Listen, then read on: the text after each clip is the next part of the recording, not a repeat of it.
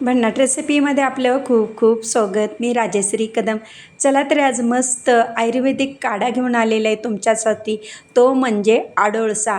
आणि आडोळसाचं झाड कुठं तुम्हाला आढळलंच तर नक्की त्याची पानं आणा, सुकवून त्याची पावडर करून घरी डब्यामध्ये भरून ठेवलात केव्हाही त्याचा काढा करता येतो. म्हणजे ताजी पानेच पाहिजेत असं काही नाही. आडोळशाची ते सुकलेली पावडर असले तरी चालेल. चला तर मग आता काढा कसा बनवायचा ते दाखवते. हा गरमागरम काढा तयार झालेला तुम्ही घोट घोट असा पिलात ना, असा खोकला झाल्यानंतर आराम भेटतो.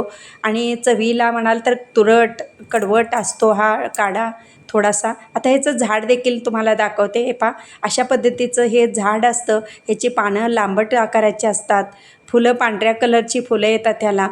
आणि ह्याची बरेच जणी पिवळ्या पानाचा काढा करतात. हिरवाही चालतो आणि पिवळाही चालतो. पिवळाच पाहिजे असा काही नाही आहे, दोन्हीही चालतो.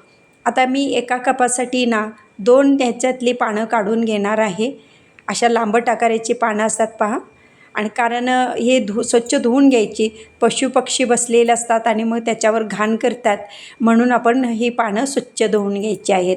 आता ही 2 पानं आता मी काढून घेते असे. आणि आता ह्याला एका कपासाठी 2 पानं पुरेसे आहेत.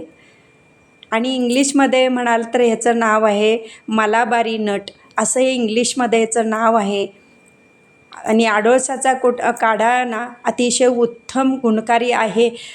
आता ह्याच्यामध्ये घालूया जायफळ पावडर, सुंठ पावडर आणि वेलची पावडर. अर्धा इंच आपण दालचिनी घालूया त्याच्यामध्ये, 2 लवंगा. आणि ते आडोळशाची 2 पानं आहेत ना, असं कट करून घालायचं. पूर्ण त्या पाण्यामध्ये अर्क उतरला पाहिजे. 1.5 ग्लास पाणी घेतले, त्याचे आता 1 कपच होईल इतकंच हे करायचं आहे. थोडासा गूळ घालूया त्याच्यामध्ये आणि पुन्हा एकदा व्यवस्थित मिक्स करून घेऊ. आता हे 10 मिनटं झालेले आहेत पहा. 10 मिनटानंतर पूर्ण अर्क ह्याच्यामध्ये उतरला गेलेला आहे.